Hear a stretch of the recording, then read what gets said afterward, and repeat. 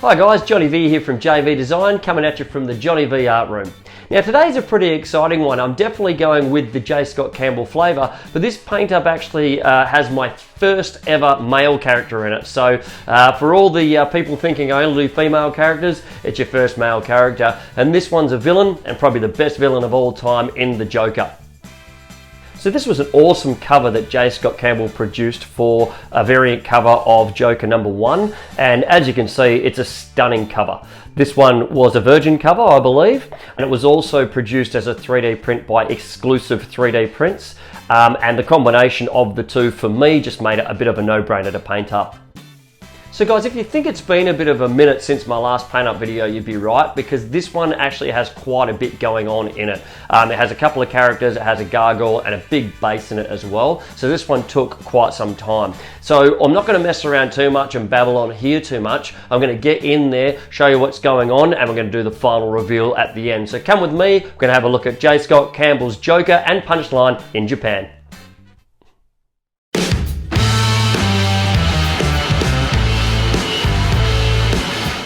And away we go. The first thing I like to do is make sure I look at all my pieces and get them together, and then go over anything looking for any imperfections or anywhere I need to clean up. I then used the awesome Tamiya polyester putty, the yellow mustard, filled up any gaps that I needed to around the areas. And then the first thing I actually did was start on the base, and this is a little bit different for me. I usually start on the figures first, but this time the base was such an important part that I wanted to start on that. So I used a blue-grey, and I basically went over everything that needed to look like stone, and I made sure I went nice and fresh with the airbrush and made sure everything looked nice and smooth.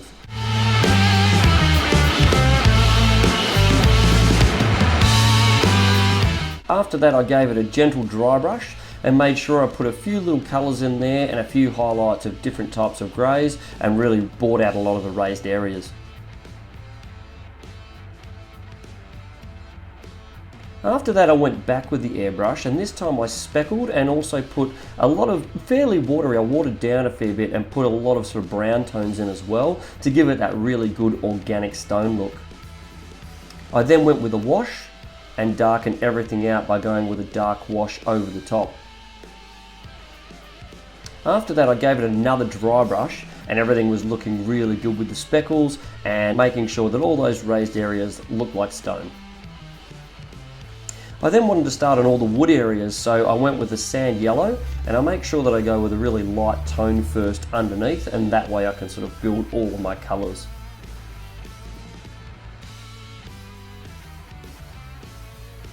After that, we looked nice and flush, and everything was a good colour, and then it was time just to give everything a nice light brown wash, just to bring out a few of those little highlights. This was the time I used my Iwata Custom Micron. This was the first time that I've been able to use that, and really got into all the cracks and crevices, and this was such a perfect brush for getting nice fine detail in all the wood. I made sure I kept going with all of that, getting in all the crevices, putting in any little brown streaks that we needed to, and then I went with another darker brown wash over the top of that, and everything looked really nice together. It had the good balance between the wood and the stone. The gargoyle looked good, and he was going to get ready for the makeup to come. And then it was time also for the chair. Now, with the custom micron as well, after I gave this a base coat, it was great because I wanted a soft wood look with the chair as well. So after I gave it a coat and then also another wash, it was great that once that dried, I was able to get some really nice, really soft tones in there, which looked fantastic. So we took to that with the soft tones and made sure we spent lots of time getting that right. And in the end, this was something that I was really happy with. I also put a little bit of adhesive felt on the base. This was a good time, and this is what everything's starting to look like when I piece it all together. Nice and soft tones through that wood, nice stone tones, and everything actually looks really good together.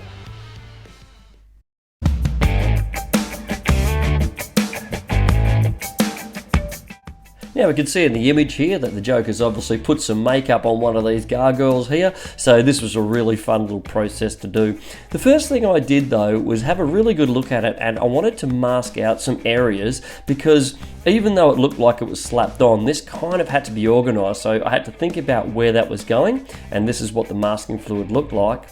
And then I was able to get the airbrush and softly go over that. This had to be really soft so it looked very organic once again, and made sure that it looked great. From there, then I started sponging the colour on a bit heavier because I felt that that's the way that makeup would actually start to look. And once I peeled that off, we could see the difference between the heavier sponge stuff and the stuff applied with the sponge. I then used a watercolour pencil just to tighten up any little areas, and everything was looking really sharp with that white makeup. It was then time to get onto the red and green, and it was really important for me. I wanted to make sure that I put all this on. I just didn't want to take away from the figures that were sitting on the base, so I had to make sure it was strong enough but fairly subtle all round.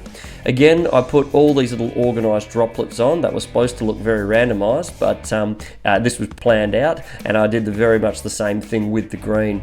And overall, I think this came out great. It's exactly what I wanted, making sure it doesn't take away from the characters, but looks a lot like the image.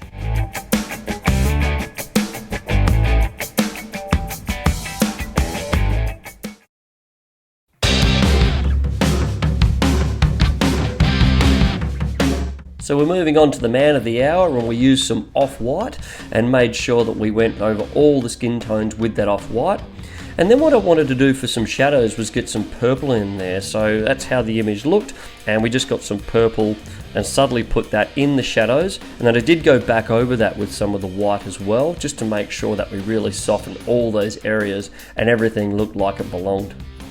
This is what the picture looks like once all of that has been softened.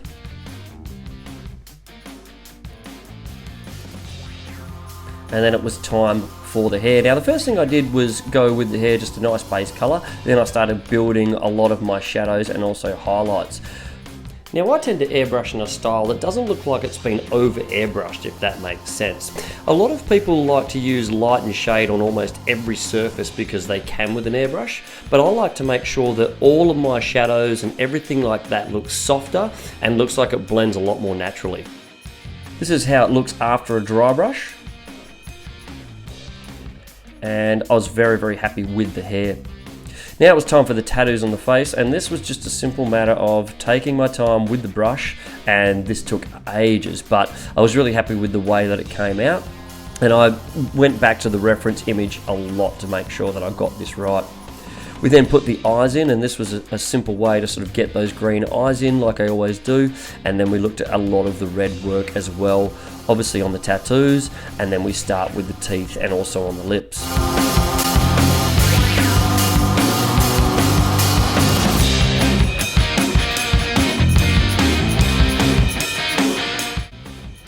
The lips were quite tedious to do, but it was one of those things that just takes a lot of time, and it's worth it in the long run when everything's starting to look really sharp. We then got onto the red of the lips, and this was simply just a matter of putting lots of different red tones in, making it look like it was really natural. And then I also went over some certain areas, put some eyeshadow on, and the Joker's portrait is complete.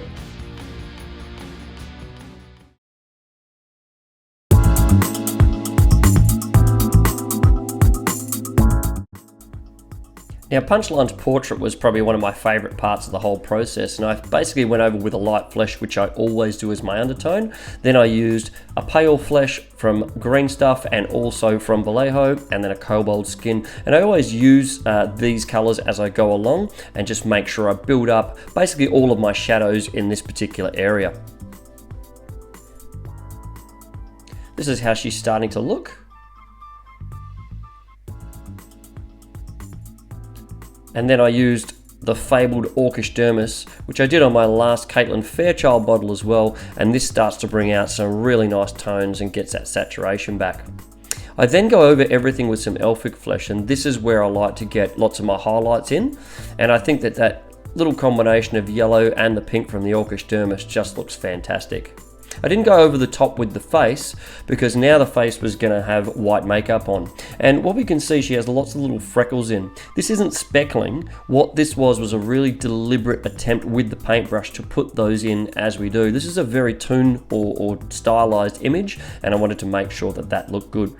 So then I got the off-white and basically went over the face and went over those little freckles that I put as well to make sure they sort of looked like they were lying under the skin and under the makeup. This is where she currently sits, and I was really happy with that as well. There are some deep shadows of grey in there, and they look really good when you see this in person. I then used some pastels just to get the eyeshadow in the right spot.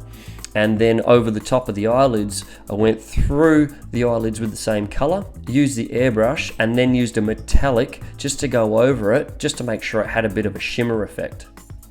Once that was done, we covered her up with airbrush putty, and it was time to get onto the hair. And she's got some great color tones in the hair, some blues, some magentas and purples, and also some black. This was a great black to use, and it was almost a purple black, and we put lots of different highlights in there. And once we got to peel off all the masking, she started to look really fantastic, and I think she starts to come to life.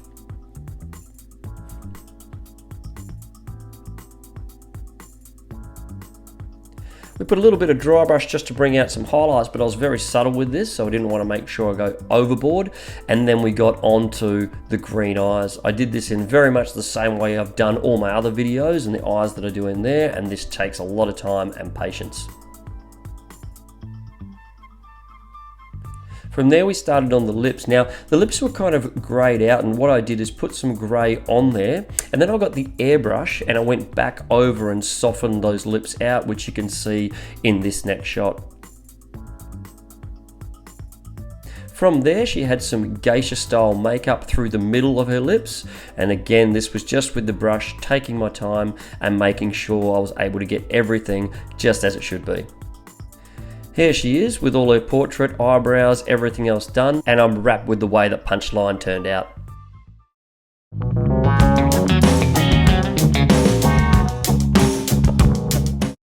Now the robes were a really difficult and challenging but really fun thing to do, and the first thing I did once I blackened it out was use this Persian violet and then also this Arctic metallic blue and get through all my different purple highlights, and I was really happy with that color that I nailed. From there I actually mixed some Mecha metallic green and also a little bit of Aztec gold, which was quite a greeny gold, with a couple of drops of that, and just started to build a really nice green color in all the areas that needed to be done. I also put that on the sashes on top of the body. And then I also made sure a couple of the things later on that I had to highlight, like the sword, they had some on there as well. So I just took that time to put them on. Then it was important to mask everything out that I needed to stay that color, because I wanted to get this black purple in, which is such a good color. This black purple I also put with some metal medium because this wasn't actually a metallic. And then I started to spray on there. Also put a few little highlights on top of the shoulders, and everything was looking really good. Once we took all the masking off, I think you can see that in effect everything looked great.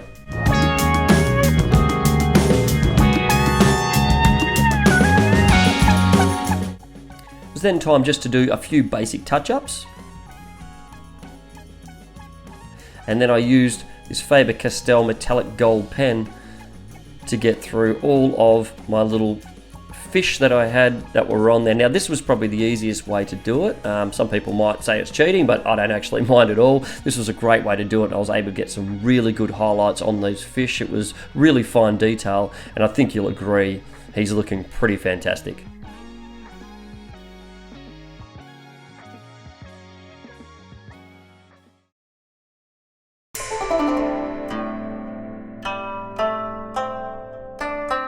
So now it came to Punchline's kimono, and we basically covered her up and then used a whole bunch of airbrush putty to make sure we weren't going to get anything on those skin tones that we worked so hard for.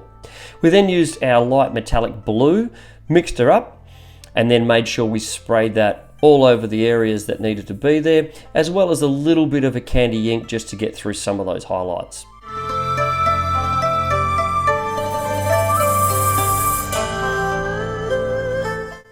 Now guys, I understand not everybody is into masking out, but I think you're doing yourself a big disservice if you don't pick up some airbrush putty. Now you can use silly putty or this particular one's from Green Stuff, but this is such good stuff. This one molds to pretty much any shape, and it's actually so easy to use where you can put a bit on almost like a plasticine, but it's got a lot less tack. You can feather it out into whatever shape or corners you like, and then you can spray straight over the top of it where you're always getting a good finish.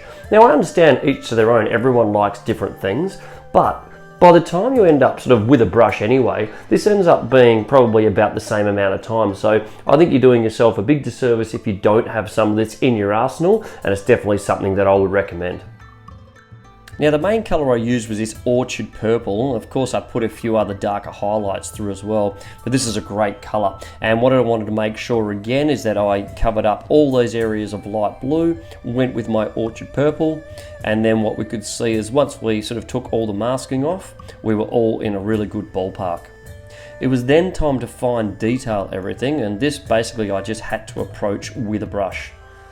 Now this kind of looks silver, but actually it was the orchard purple, and I also used a little bit of pearl white, making a very, very light purple. Just went over everything, and then I put a little bit of spray through there as well.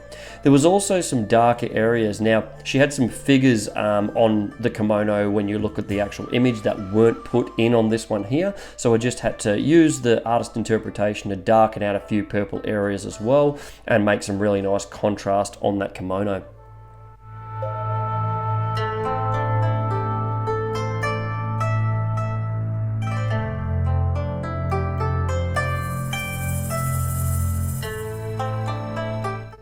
Overall, we were very happy with the way that she came out. You can also see the little swords in her hair, and everything's looking just as we want it to.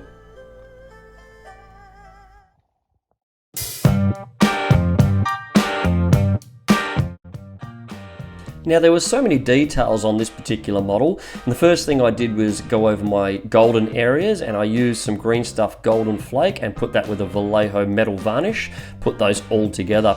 There was some other bits as well on the sword, and again I attacked that with my pen because they were just very, very finicky details, and I wanted to make sure that they looked really sharp on those areas. I also put a very soft fade on there with my custom monochrome with a bit of purple, so you get a shimmer in the light. It was then time to attack some of the little things like nails, so we hit the nails on Punchline and also the green nails on the Joker, just to make sure that everything matched as it should. And then there were also little things like sashes hanging off and different robes coming off here as well, so I just made sure that I approached all of those and hit them with the same colours. Then it was time to attack the feet. Now, the Joker had these wooden sandals, so I basically approached that in the same way I did with all my other wooden areas when I went with a light tone on there, and then I basically put all those little darker tones as well. And again, with that Awada custom micron, I was able to get such fine detail on such a small area. I was then able to look at his socks, and the first thing I wanted to do was to make sure I got lots of shadows and highlights in first, and then I went over with the off-white and softened everything back, so again it looked like it belonged, and everything looked really, really soft and was all blended in perfectly. I took all my masking off there, and then it was time to go with the brush and get this awesome colour King Purple from AK Interactive and go over the straps on those sandals and make sure everything blended in and looked just as it should, and we were really happy with the final result of those. It was then time to approach Punchline's thongs, and yes, thongs in Australia are what you Americans call flip-flops, so get your mind out of the gutter please people. And then we just basically got onto all the little detailing, toenails, all the little straps, and made sure everything looked good. Here are her legs as we speak. They're all ready to go on the base with the Joker, put everything together and have a look at the final glamour shots.